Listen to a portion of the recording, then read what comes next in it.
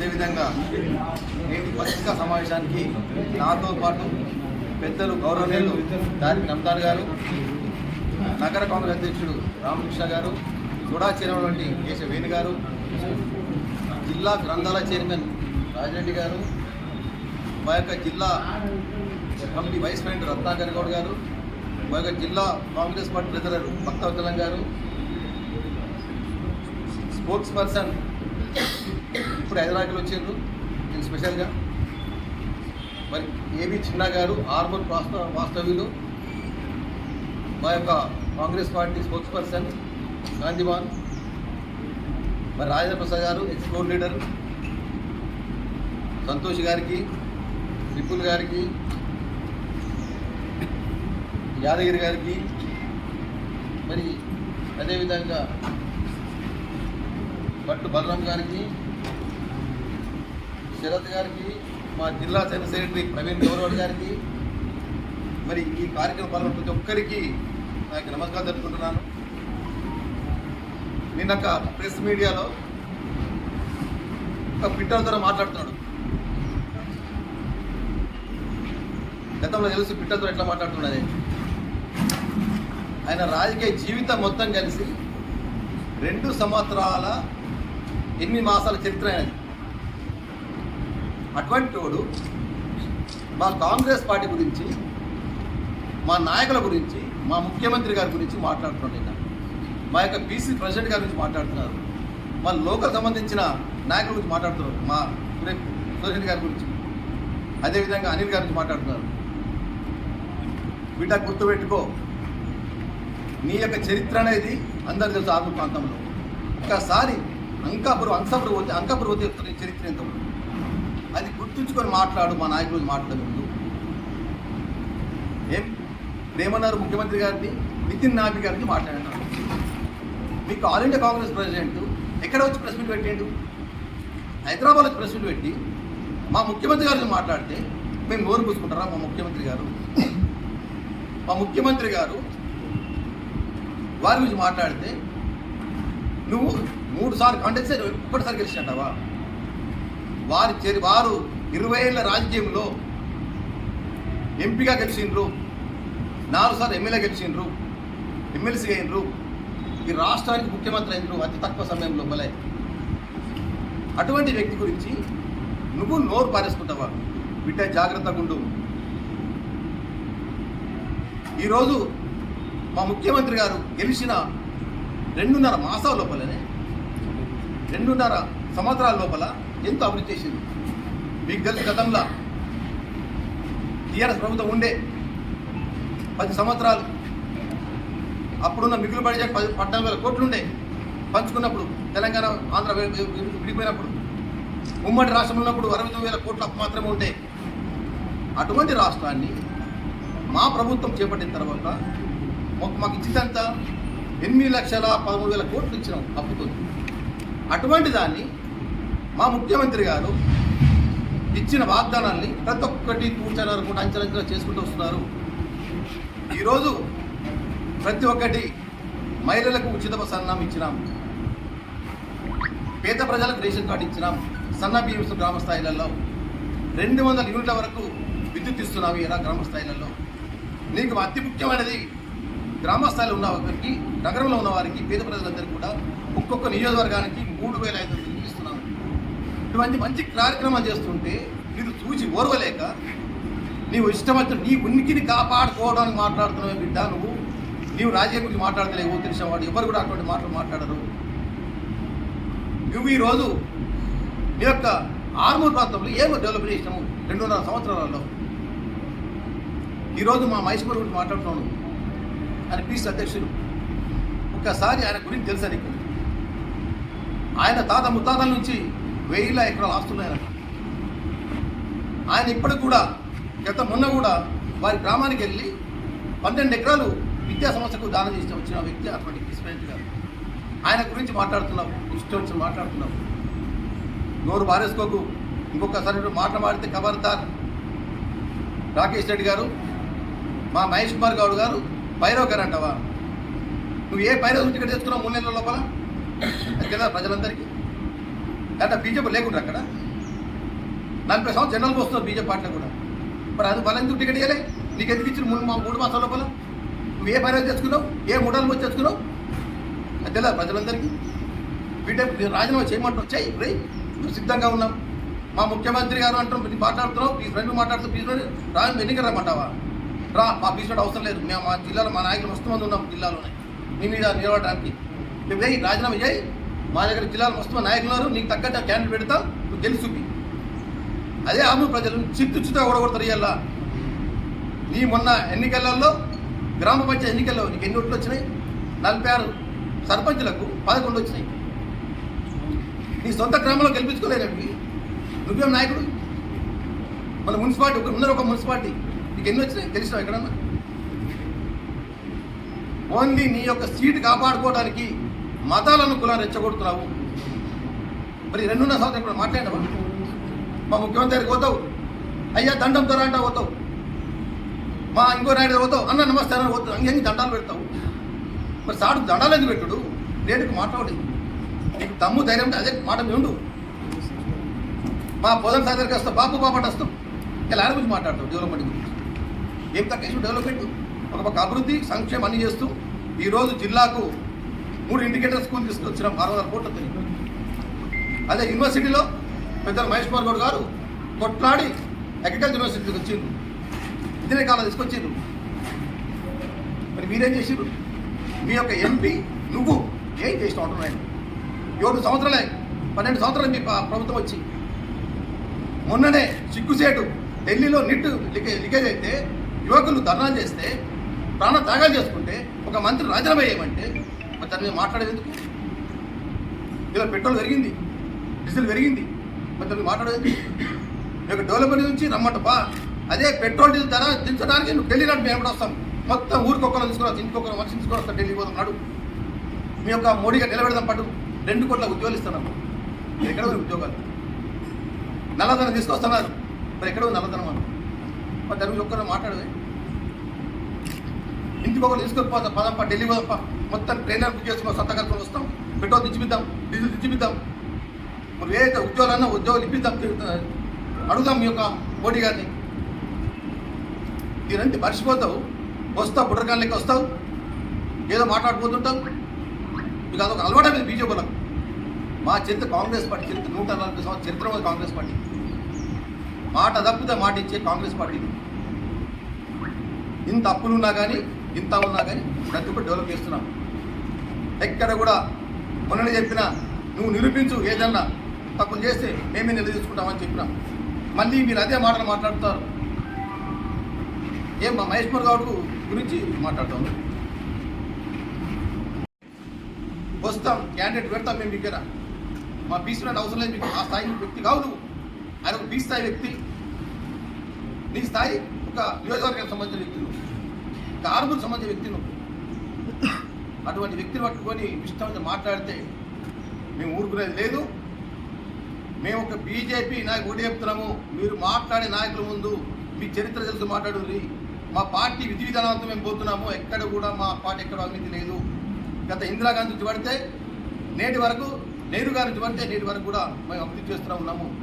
మా స్వతంత్రం వచ్చినప్పుడు నెహ్రూ గారి పాలనలో ఎక్కడ కూడా అంధకారంగా ఉండే, గుండి సూది పిన్ను లేదు, కట్టుకుంటే బట్టలు లేవు, రోడ్లు లేవు, తినడానికి తిండి లేదు, ఉండడానికి ఇల్లు లేవు. అటువంటి దేశాన్ని మేము అభివృద్ధి చేసుకొస్తే మా ప్రతిపక్షం ఉండాలని చెప్పి ఆ రోజు పార్లమెంట్లో ఇందిరాగాంధీ గారే ఇద్దరు నుంచుకున్నది. వారి మీద అటల్ బిహారీ వాజ్పేయి గారి, అద్వానీ గారిని. ఎందుకంటే మాకు ప్రతిపక్షం ఉండాలా, మా తప్పప్పుడు చెప్తారన్న ఉద్దేశంతో అప్పటి నుంచి ఇప్పటి వరకు మీకు బీజేపీ కాపాడి కాంగ్రెస్ పార్టీ ఒక ప్రతిపక్షం ఉండాలన్న ఉద్దేశంతో తప్ప మీరు ఇట్లా మాట్లాడతారు ఆనోడే ముఖం చూసి మీకు పడేస్తుంది. అటువంటి మా కాంగ్రెస్ పార్టీ మాట్లాడతావా, మా ముఖ్యమంత్రిని మాట్లాడతావా? ఖబర్దార్, ఇంకొకసారి రాకేష్ రెడ్డి గారు ఇటువంటి మాటలు మానుకొని మీరు కానీ మీ ఎంపీ గారు కానీ మీ యొక్క బీజేపీ నాకు ఏది మాట్లాడి మేము సహించేది లేదు. దీన్ని ఒళ్ళు దగ్గర పెట్టుకుని మాట్లాడి మరొకసారి ఇటువంటి మాటలు మాట్లాడితే మేము సహించము. ఖబర్దార్ రాకేష్ రెడ్డి గారు. నమస్కారం. ముఖ్యంగా ఈరోజు ఈ విలేకరుల సమావేశం ఎందుకు పెట్టామంటే, నిన్న పాపం ఒళ్ళు బలిసిన పుష్ప ఎర్రచందనం స్మగ్లరు ఒళ్ళు బలిసి కొవ్వు మదమెక్కి మాట్లాడిండు. అందుకని పాపం ఆయన ఎక్కడి నుంచి వచ్చాడో, ఆయన పుట్టు పూర్వోత్తరాలు ఏంటో చెప్పడానికి, ప్రజలకు తెలియజేయడానికి స్పెషల్గా మేము రావడం జరిగింది. ఈ ప్రెస్ కాన్ఫరెన్స్ పెట్టడం జరిగింది. పాపం ఈయన నిన్న ఏ హోస్ట్లో ఉండేనో మరి తెలియదు, కానీ ఇప్పుడు ముఖ్యంగా ఫస్ట్ మహేష్ కుమార్ గౌడ్ గారి గురించి మాట్లాడి, పాపం ఈయన ఆ పుష్ప వ్యాపారం అంటే ఎర్రచందనం వ్యాపారం చేయంగా మహేష్ కుమార్ గౌడ్ గారు 94లో ఫస్ట్ టైం పోటీ చేసిండు. అంటే ఈయన ఆ దొంగతనాలు చేస్తున్నప్పుడు ఈయన రాజకీయాల్లో ఉన్నాడు. అట్లాంటి వ్యక్తిని పట్టుకొని నువ్వు ఎన్నికల్లో పోటీ చేయి, రిజైన్ చేయంటే ఓకే. ఇప్పుడు నేను ఆర్మూర్ జంబీ హనుమాన్ సాక్షిగా ప్రమాణం చేస్తున్నాను, రేపు పొద్దున నువ్వు రాజీనామా చేయి. రాజీనామా చేసిన తర్వాత మా కాంగ్రెస్ పార్టీ అభ్యర్థిని నిలబెట్టి నిన్ను చిత్తుగా ఓడించకపోతే రేపు పొద్దున మహేష్ కుమార్ గౌడ్ గారితో పిసిసి ప్రెసిడెంట్కు రాజీనామా చేపిస్తాను. ఆ సవాల్కు సిద్ధమా?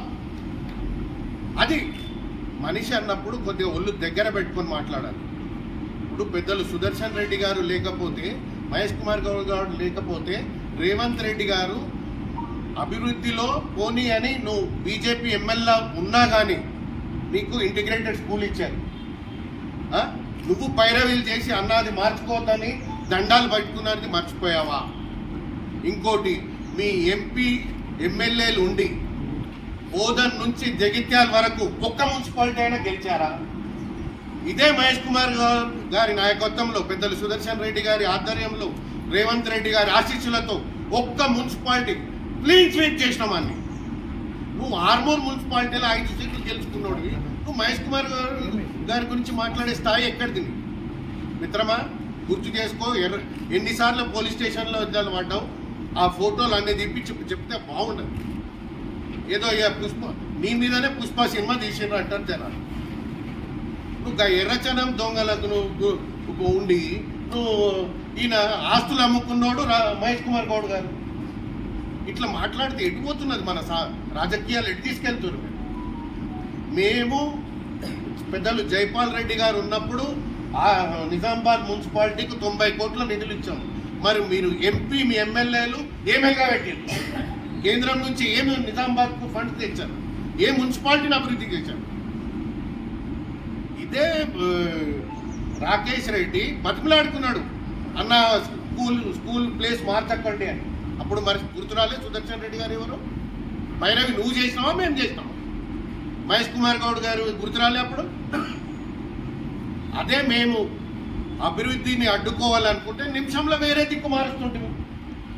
కానీ మా ముఖ్యమంత్రి గారి సిద్ధాంతం కాదు, మహేష్ కుమార్ గారి సిద్ధాంతం కాదు. రాజకీయాలు ఎన్నికల వరకు మనం ఇచ్చినాం. బీజేపీ ఎమ్మెల్యే కానీ పార్టీలకు అతీతంగా మనం అభివృద్ధి చేస్తున్నాం. కానీ ఇట్లా విర్రవీగి మాట్లాడితే, ఇప్పుడు నేను చెప్తున్నాను బ్రదర్, నీకు ఛాలెంజ్ చేస్తున్నాను. ఆర్మూర్ జంబీ హనుమాన్ సాక్షిగా రేపు పొద్దున రాజీనామా చెయ్యి.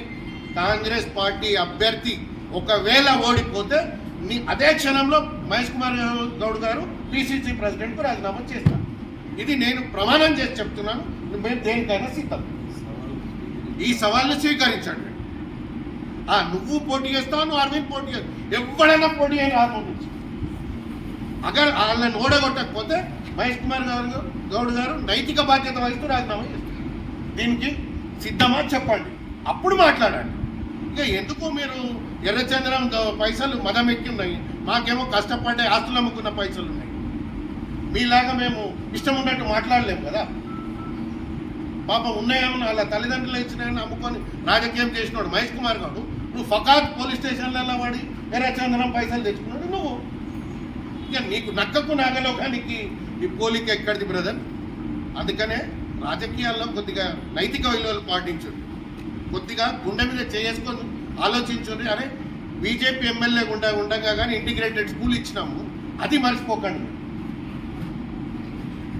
ఇదే ఇప్పుడు మా సవాల్ని స్వీకరిస్తా అంటే రేపు పొద్దున ఇదే స్టేట్మెంట్ మహేష్ కుమార్ గౌడ్ గారితో ఇప్పిస్తాను. నువ్వు రాజీనామా చేసిన తర్వాత ఎన్నికలకు పోకముందే ఆయన అది పడతావు. ఒకవేళ మా కాంగ్రెస్ అభ్యర్థి ఓడిపోతే నేను నైతిక బాధ్యత తీసుకుంటానని మహేష్ కుమార్ గౌడ్ పత్రికా ముఖంగా చెప్పి వస్తాడు. దానికి నువ్వు సిద్ధమా చెప్పు. ధన్యవాదాలు మిత్రులారా. ఇది పత్రికా సమావేశంలో పాల్గొన్న జిల్లా అధ్యక్షుడు నాగేష్ రెడ్డి అన్న గారు, కూడా చైర్మన్ కేశవేంద్ర గారు, నాయకులు గారు, రాజన్న గారు, చిన్న గారు, రవి గౌడ్ గారు, రాజగోపాల్ గారు, ఇల్లన్న గారు, గౌడ్ గారు, బలరాం గారు, సేవాదళ అధ్యక్షులు సంతోష్ గారు, అంకుల్ గౌడ్ గారు, రాజీవ్ గారు,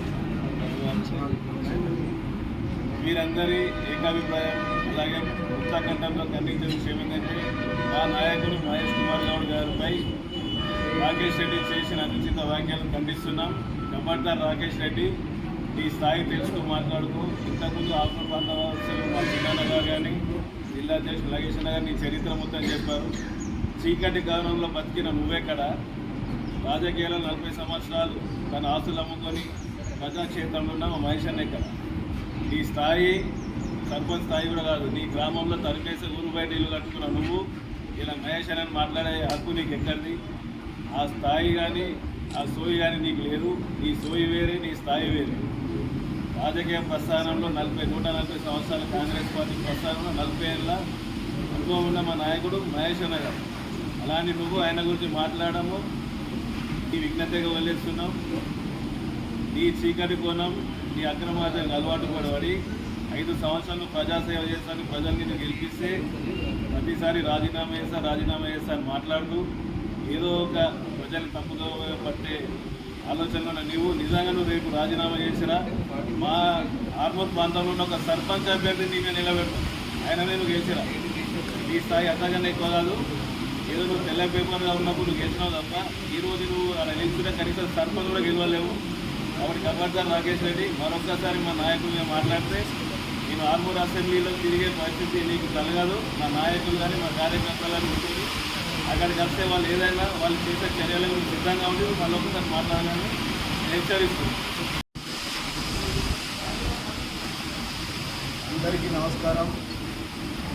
జిల్లా కాంగ్రెస్ కమిటీ అధ్యక్షులు నాగేష్ రెడ్డి గారు, అధికార ప్రతినిధి ఏపీ శ్రీనివాస్ గారు, నగర అధ్యక్షుడు రామకృష్ణ గారు, జిల్లా చైర్మన్ ఈశ్వర్యం గారు, గ్రంథాలయ చైర్మన్ రాజరెడ్డి గారు, జిల్లా కాంగ్రెస్ కమిటీ కార్యవర్గ సభ్యులు, యువజన సేవాదళ్ ఎస్సీ ఎస్టీ అధ్యక్షుడు, ముఖ్యంగా పెద్దలందరూ మాట్లాడిన తర్వాత ఒకే ఒక మాట చెప్పి నేను ముగిస్తాను.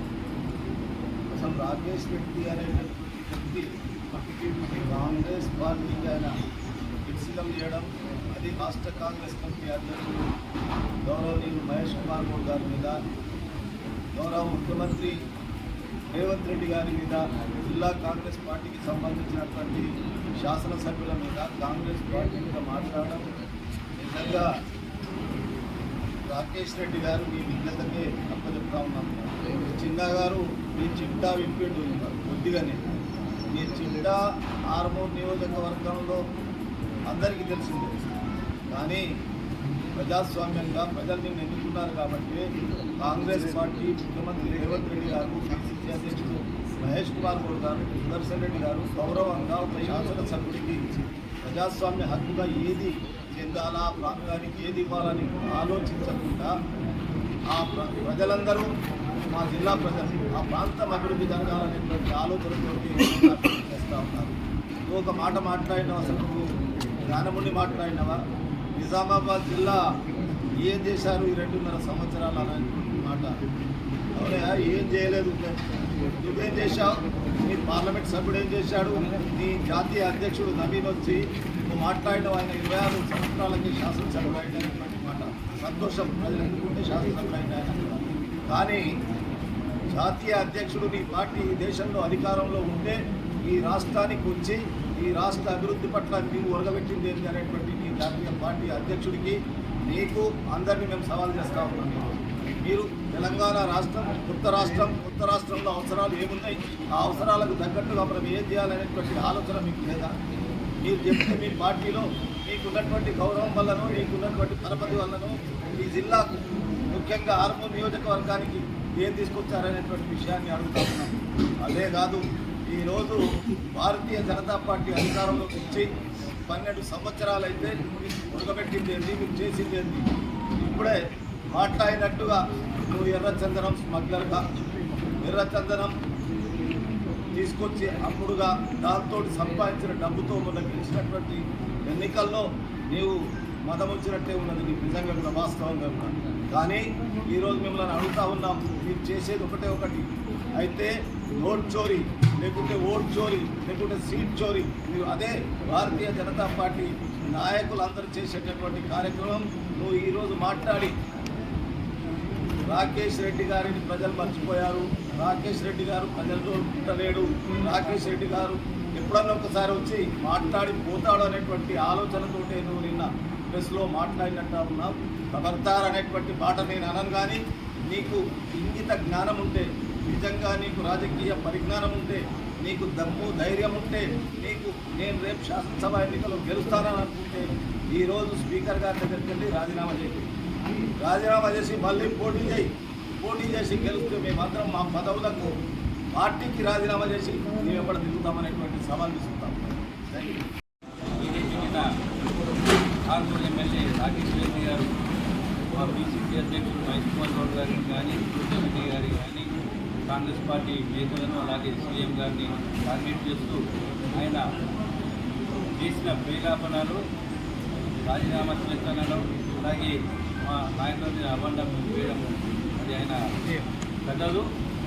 రాజీనామా చేయి ఎలా చేస్తామంటే ఎంతోమంది కొన్ని కోట్ల మంది భక్తులు, పేద ప్రజలు రామ మందిర నిర్మాణం కోసం డబ్బులు పంపించడం జరిగింది. ఆ డబ్బులు కొన్ని వందల వేల కోట్ల రూపాయలు జమ అయినాయి. దాని లెక్కలు ఇవ్వాలి తెలియదు. ఆ లెక్కలు